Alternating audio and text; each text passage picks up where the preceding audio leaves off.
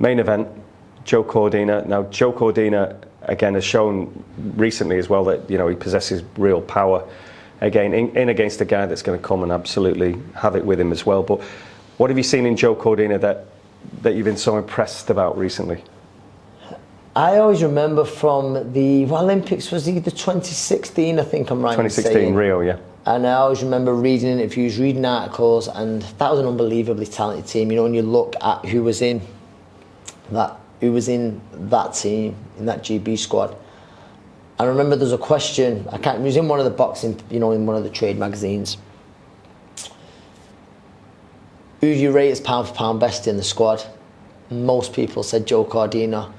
And when I look at the talent in that, and most people saying that, I always thought he's one to keep an eye on. I did before then, but I think he's a special fighter. I believe he's going to go down as one of the great Welsh fighters, and I think he'll be a multi-weight world champion.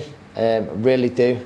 And I think he's a two-time world champion. To be fair, he never lost his belt in the ring. But I just believe you've got a boxer with great boxing IQ, speed of hand, and he's now carrying power. Vazquez, though, is a very, very worthy opponent, and he's had some real ding-dongs with top quality opponents as well. So he's gonna give him a test. Vazquez is a fantastic fighter and boxer. There's a result on there. The loss is to the very talented Raymond Ford, who I've always been a fan of, a Brian Peters fighter, and any fighter that Brian Peters has can fight, and has the ability to, like Raymond Ford, to be winning world titles. So there's no shame in losing a split decision to Raymond Ford. So it shows the class that he's been in, and some of his wins as well. He nearly always goes the distance. I think he's had 3 knockouts out of his 15 wins or so. But I just believe Joe will have too much firepower for him. I just don't know whether, Joe's he's not been the most active, whether Joe will get to him late or he'll pull away in the second half to win on points, convincing.